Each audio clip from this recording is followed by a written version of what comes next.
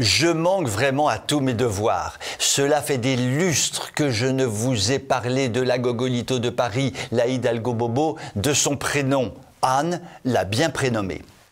Il faut donc que je vous en reparle et je vais évoquer cette fois son nouveau délire concernant le boulevard périphérique. Ce bon vieux boulevard périphérique permet tout de même aux 12 millions de franciliens de passer sans trop d'encombre d'un bout à l'autre de l'Île-de-France en longeant Paris, ou de rentrer et sortir de Paris par une voie rapide, même si elle est souvent bouchée.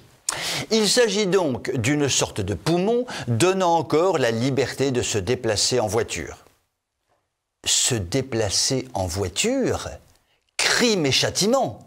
Le crime n'a pas besoin d'être démontré. La voiture pollue, la voiture détruit la planète, la voiture doit être éliminée le plus vite possible. N'en disons pas plus, nous sommes dans l'évidence.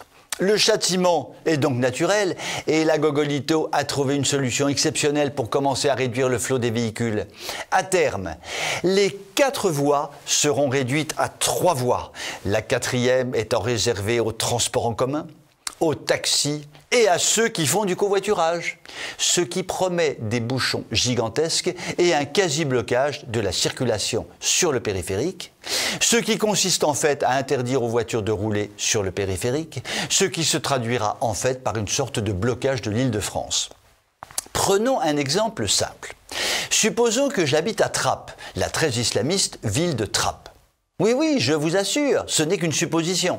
Supposons donc que j'habite à Trappes et que j'ai un rendez-vous du côté de la Porte de la Muette.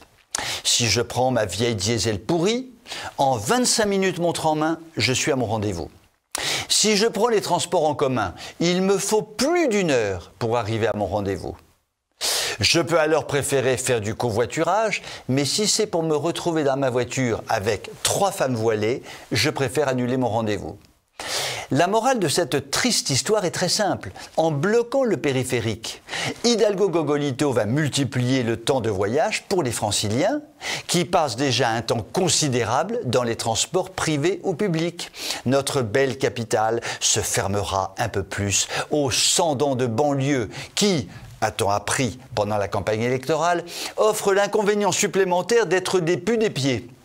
Finalement, la ville poubelle qu'est devenue Paris, désormais conquise par des légions de rats et dans laquelle les trottoirs sillonnés par les trottinettes électriques et les bicyclettes sont devenus des coupe-gorge, cette ville poubelle de Paris deviendra tôt ou tard le paradis des bobos écolos, paradis interdit à tous ceux qui ont le malheur d'habiter au-delà du périphérique. Dans ces conditions, il n'est pas étonnant que de plus en plus de Parisiens quittent définitivement la capitale au profit de calmes banlieues ou de provinces attrayantes, endroits qu'il est d'ailleurs de plus en plus difficile de trouver. Je vous souhaite une très bonne soirée.